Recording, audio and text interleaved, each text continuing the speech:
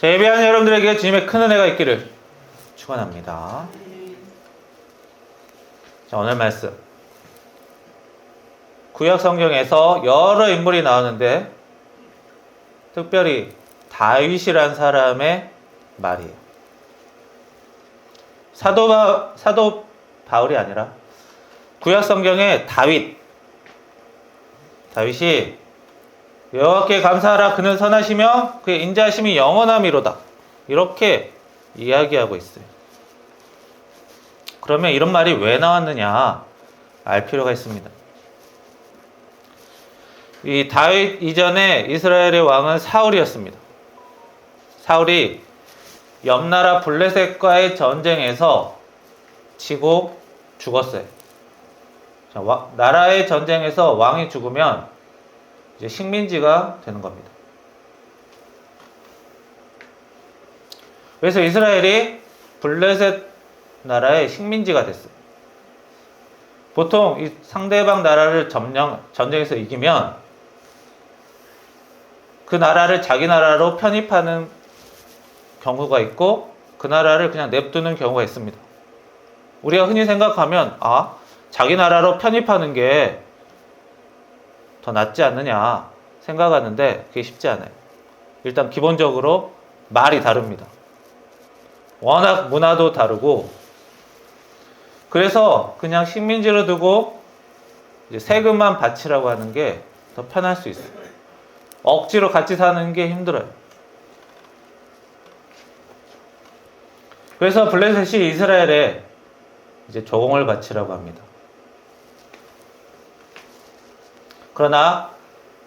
그런데 그런 식민지 나라인 상황에서 다윗이란 사람이 그 식민지의 이제 지도자가 되었고 나중에 블레셋과 전쟁을 다시 해서 이기게 돼요.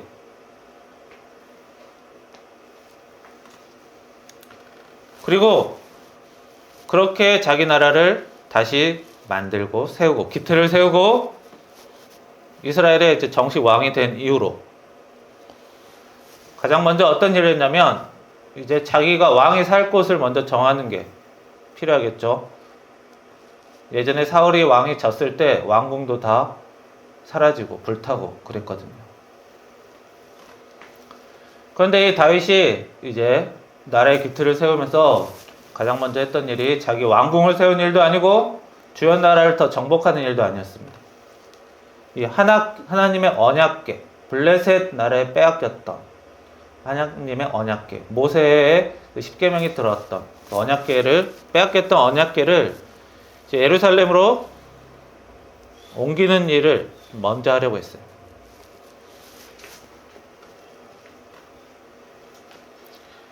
자, 그만큼 다윗이 이제 하나님에 대한 감사를 잘 느끼고 살았다는 겁니다.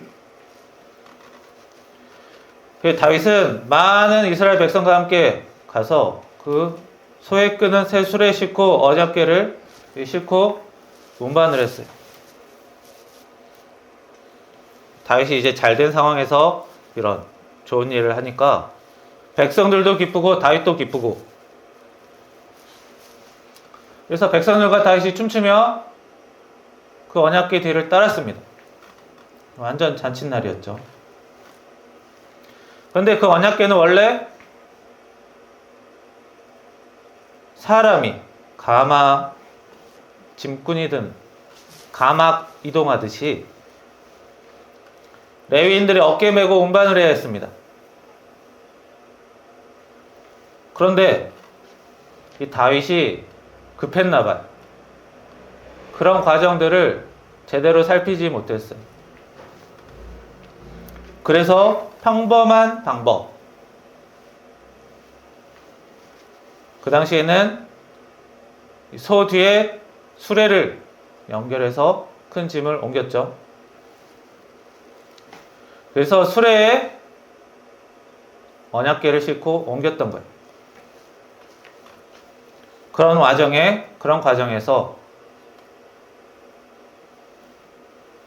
수레 옆에서 그 언약궤를 보호하고 있던 사람이 언약궤를 만지면서 죽게 됩니다. 자, 잔칫날에 사람이 죽으면 어떻게 됩니까? 잔치 다 끝나버립니다.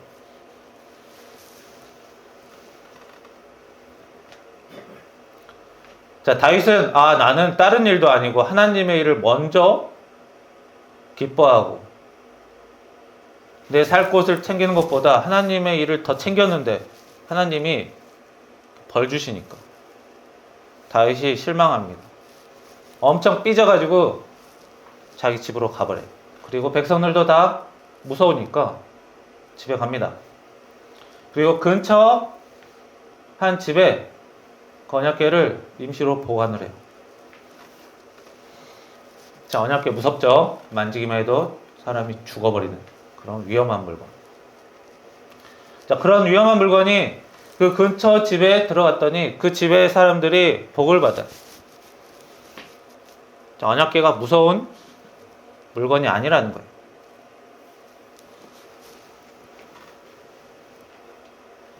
다윗은 하나님을 사랑했고 진심으로 하나님께 감사했던 그런 사람입니다. 그런데 하나님이 벌로 응답하니까 실망하고 쪼그라들 수밖에 없는 거예요. 그러나 그 언약궤에 문제가 있던 건 아니었어요. 자, 하나님이 언약궤를 어떻게 움직여라. 소 달구지에 짐짝처럼 옮기지는 말아라 하신 거예요. 그리고 가마끈으로 어깨에 지고 가는 것. 그렇게 어려운 요구는 또 아니죠.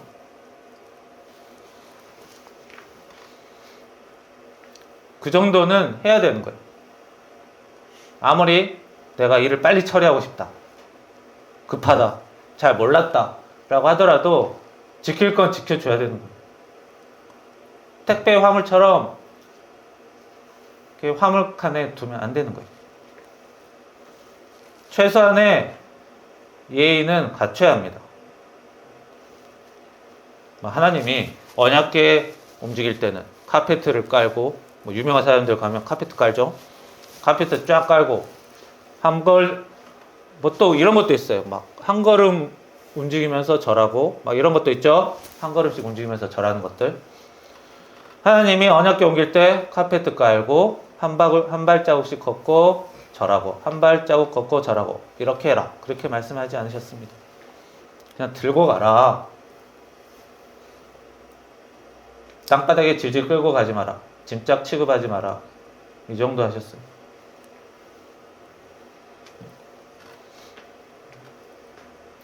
그래서 나중에 다윗은 이것을 확인하고 다시 언약궤를 옮기기로 결심합니다. 그때는 이제 법에 따라서 레위인들에게 어깨에 메고 가라고 해요. 그리고 이제 무사히 도착합니다. 도착하고 나서 이제 하나님께 제사를 드리는 거예요. 감사의 제사를. 이번에는 무사히 오니까. 그런데 백성들을 또 많이 불렀어요. 그 백성들에게 음식을 자기 돈으로 사서 나눠주면서 백성들을 또 챙깁니다. 그러니까 하나님에게도 잘 보이려고 신경 썼고 백성들에게도 잘 보이려고 신경 썼던 사람이 다윗이에요.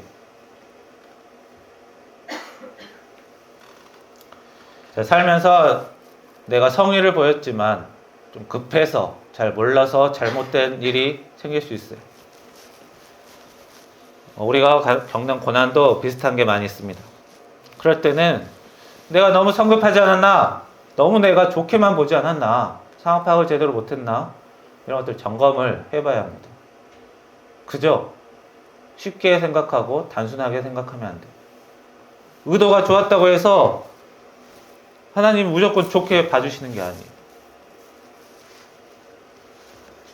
이런 것들은 자기가 해야 될 것들, 갖춰야 될 것들은 갖춰줘야 하는 거예요. 그러면서 했던 말이 이 다윗의 오늘 말씀.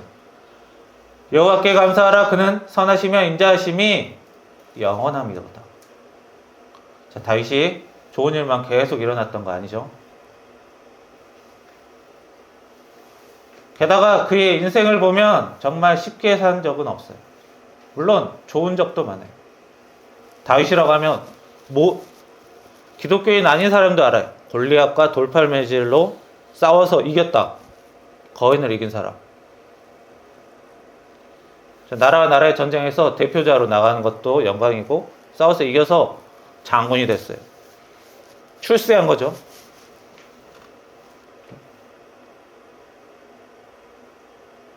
게다가 왕의 사위까지 돼요. 그러니까 잘 나갈 때도 있었어요. 하지만 사울이 머리가 나가버려가지고 장인이 사위를 계속 쫓아다니면서 죽이려고 쫓아다녀요. 계속 도망다녀.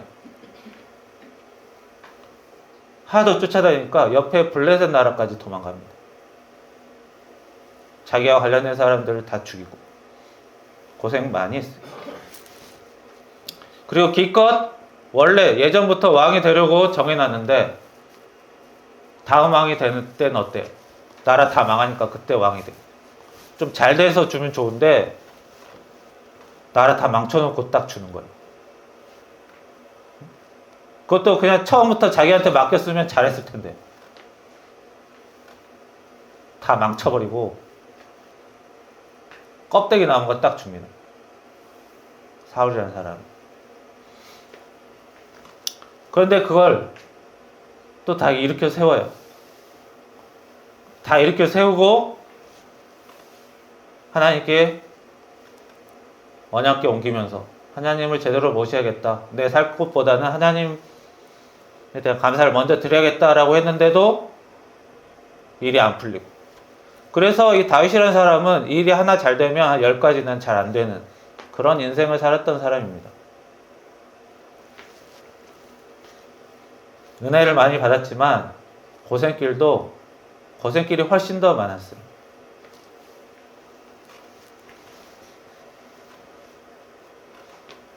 게다가 왕이 된 이후로, 이 사건 이후로도 다윗도 실수도 하고 남의 아내를 빼앗는 그런 실수도 하고 자녀들끼리 서로 다투고 죽는 일도 생기고 자녀한테 쫓겨나기도 하고 하여튼 인생이 엄청 피곤하고 괴로운 일을 많이 겪습니다.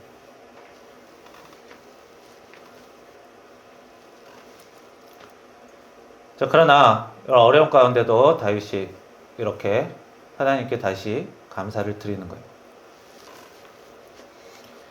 자, 여기서 우리가 알 필요 있는 거는 어느 정도의 격식이 필요하다는 겁니다. 하나님은 대단한 격식, 정교한 예법을 추구하진 않으세요.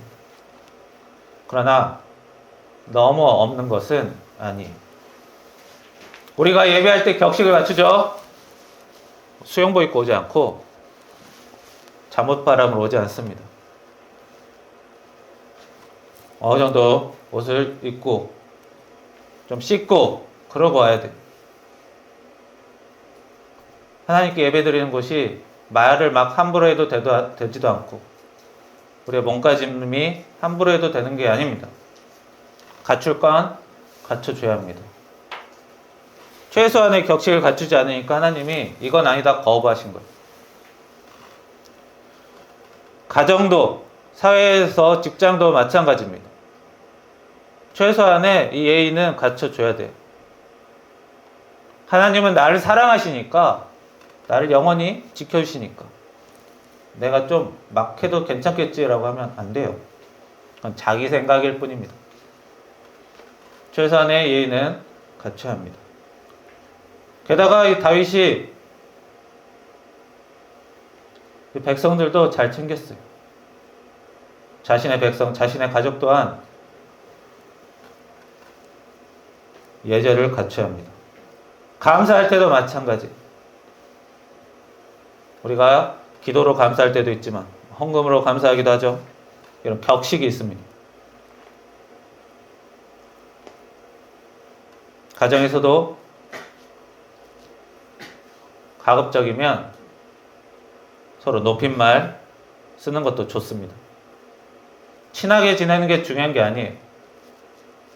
어느 정도 격식 있게 최소한의 예의는 갖추고 사는 게 중요합니다. 그리고 더 중요한 거. 하나님에게 다윗이 잘 보이려고 했어요. 하나님에게 잘 보이려고 신경 쓰는 마음. 게다가 자기 백성들에게 일 끝났으니 그냥 가 하지 않았어요. 자기 사비를 굉장히 많이 써서 백성들에게 대접을 했어요. 지도자가 백성들에게 잘 보이려고 신경 쓰는 것 필요합니다. 그냥 막대해도 나를 계속 따라주겠지라고 하면 안 돼요. 인기 관리해야 합니다. 사람은 가정이든 사회든 사람과 함께 살게 되어 있습니다. 사람이 함께 살려면 주변 사람에게 잘 보이려는 것이, 그러고 신경 쓰는 것이 기본이에요. 나는 잘났으니까 신경 안 쓰겠다. 주변 사람 어찌 되든 말든 그러면 안 돼요. 이거는 나쁜 일도 아니고 비굴한 일도 아닙니다. 우리 병원에 가면 의사들 있죠. 사람의 생명줄, 생명, 목숨 다루는 의사들. 그래서 의사는 과거나 지금이나 사회적 지위가 꽤 높아요. 사람의 생명을 다루기 때문에 그래요. 배워야 될 것도 많고. 옛날의 의사들도 허구날 공부하고 사람들 병 더러운 거 만지면서 뒤치다거려 그러면서 존경을 받았죠. 그런데 의사들이 보통 환자 받을 때 어때요? 잘못된 습관이나 태도로 몸이 망가져오죠. 그러면 환자들이 꾸짖습니까? 꾸짖지 않아요. 오히려 환자들에게 잘 보이려고 애씁니다. 특히 요즘에는 다양한 의사들이 있어요. 병원도 많고. 손님들 영업해야 돼요. 의사들이 왜 이렇게 살았습니까? 막 혼내고 그러지 않아요. 어떻게든 환자들 말 좋게 하려고 하고 잘 보이려고 애씁니다. 나름 사회에서 공부 잘하고 똑똑하고 부지런히 살았던 그런 사람들도 그래요. 기업의 회장, 사장, 직원들에게 월급 주고 복지 같은 것도 해요. 막 휴가도 주고 막 보너스도 챙겨주고 이러죠. 왜요? 우리 회사 계속 꾸준히 다녀달라는 거예요. 직원들한테 부탁하는 거예요. 잘 봐달라는 거라고. 직원들에게 잘 보이려 애쓰는 겁니다. 손님들에게도 마찬가지죠. 고객들 잘 보이려고 사장들, 회장들 애씁니다. 미움 안 받으려고. 나란히라는 정치인들이 한번 맘먹으면 동네 하나 개발시키는 거 뚝딱이고 일반 개인이 못하는 일들 쉽게 할 수 있어요. 그런 권한이 있어요. 보통 재개발하는데 한 10년, 20년 걸리죠. 대통령이 와서 여기 내년까지 하면 바로 돼요. 그런 얘기 안 해서 그렇지.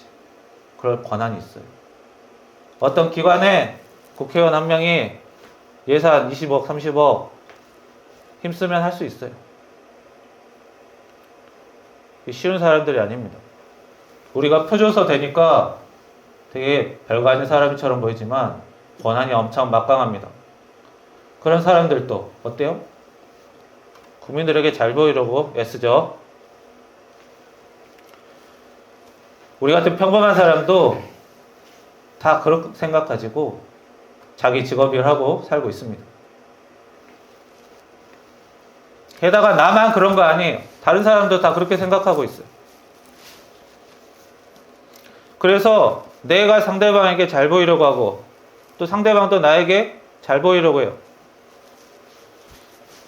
그래서 흔히 말하는 성공한 사람 이러면 내가 잘 보이려는 사람보다 상대방이 나에게 잘 보이려는 사람들이 더 많은 걸 뜻해요. 나에게 잘 보이려는 사람이 굉장히 많아지면 우리가 흔히 그걸 성공이라고 합니다. 그렇다고 해서 성공했다고 해서 내가 주변 사람들 잘 보일 필요 없다. 이렇게 살면 금세 또 망합니다.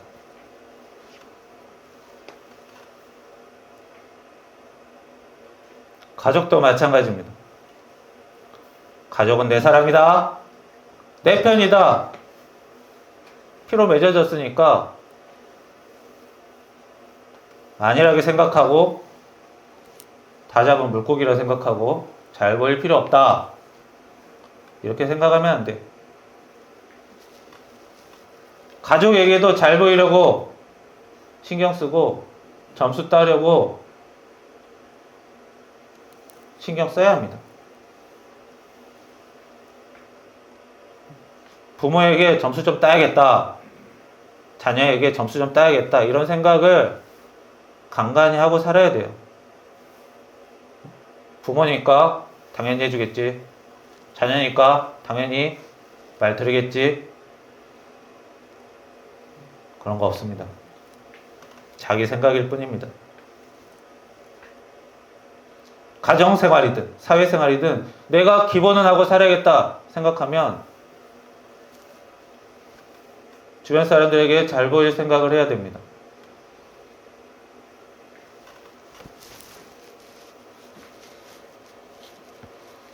잘 보이는 것 반대말이 뭔지 아세요? 상대를 평가하는 거예요. 심사위원 노릇을 하는 거예요. 상대를 평가하려고만 하지 말고 잘 보이려고 해야 합니다. 물론 자신에게 무례하게 구는 사람까지 잘 보이려고 한 건 아니에요.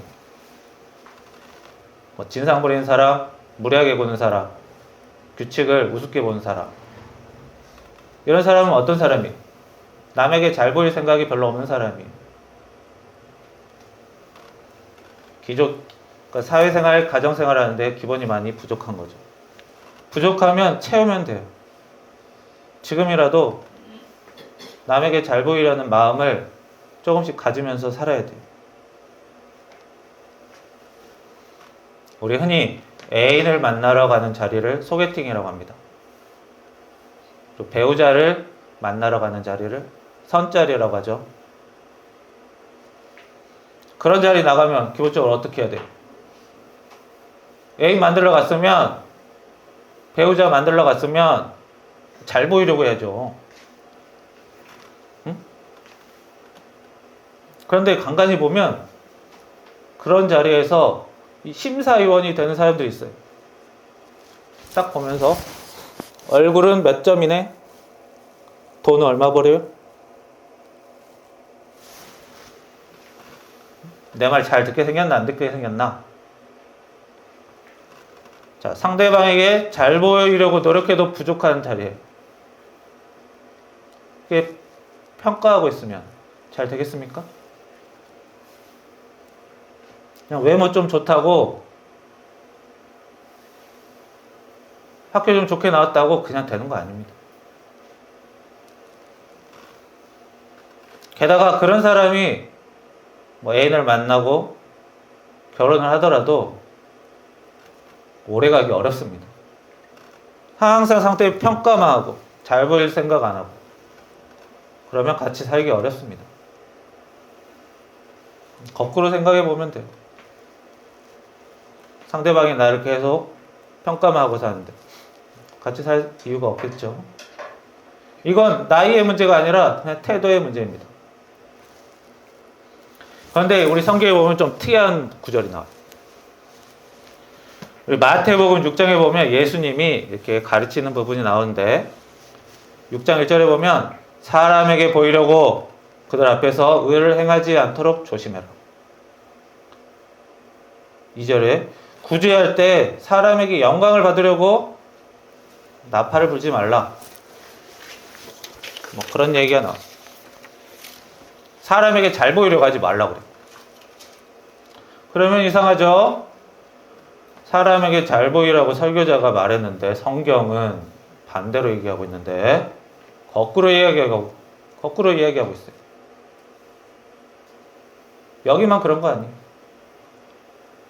골로새서에선 바울이 골로새서 3장에 보면 사람을 기쁘게 하는 자처럼 눈가림만 하지 말아라.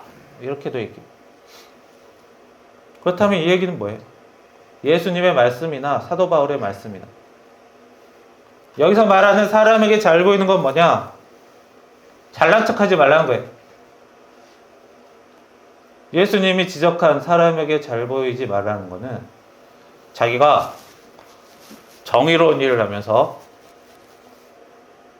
그 일을 하고 싶어서, 진심으로 하고 싶어서 하는 게 아니라 내가 이걸 해서 인기를 끌려고, 사람들에게 잘하는 사람 칭찬받으려고,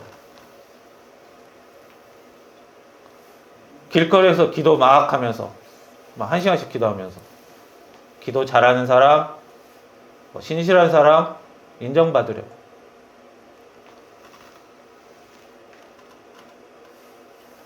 예수님이나 바울에서 지적했던 사람에게 잘 보이려고 하지 마라는 잘난 척하지 마라. 진심으로 사람을 위하는 것이 아니라 진심이 아닌 다른 목적으로 칭찬받으려고, 잘난 척하려고, 그러려고 다른 사람을 에게 잘 보이려고 하지 말라는 거예요.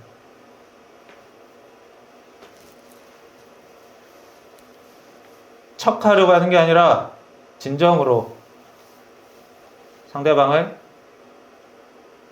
신경 쓰는 것. 내가 제대로 된 올바른 가정생활, 사회생활을 하기 위해서 사람을 신경 쓰는 것.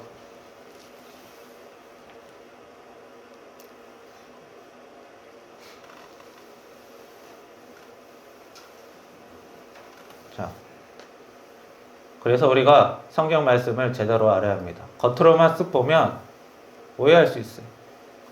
그래서 성경 말씀 이상하게 대충 본 사람은 사람에게 잘 보이지 말아라, 이런 얘기 하는 사람 꽤 있어요. 그런 게 어디 있습니까? 다윗조차도 이렇게 잘 보이려고 신경 쓰고 사는데, 게다가 예수님도 바울도 그렇게 얘기하지 않았어요. 조금만 상식이 있으면 구별할 수 있어요. 다윗이 매년마다 하나님의 법궤를 옮겼냐? 아닙니다. 철저하게 매일마다 잘 보이려고 살아야 한다, 그게 아니에요. 그냥 기본적인 생각을 그렇게 갖고 살라는 거예요. 하나님에게 잘 보이고 사람에게 잘 보이게 하면서 사는 것이 사람의 기본 생활이면서 하나님께 은혜 받는 삶이라는 거예요. 희생하라는 게 아닙니다.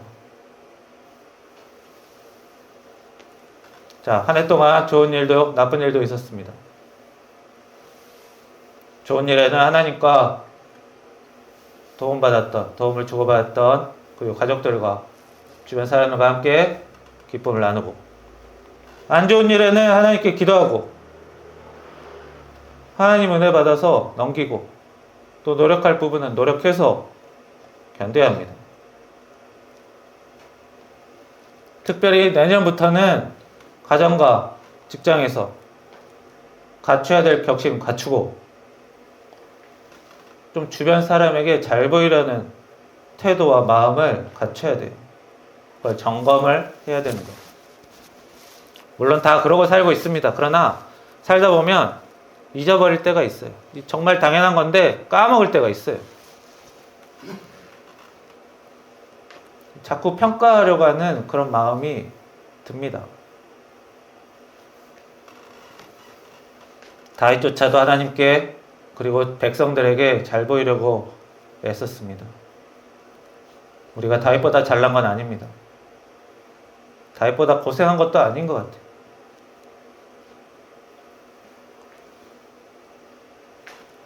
엄청 대단한 노력을 요하는 게 아닙니다.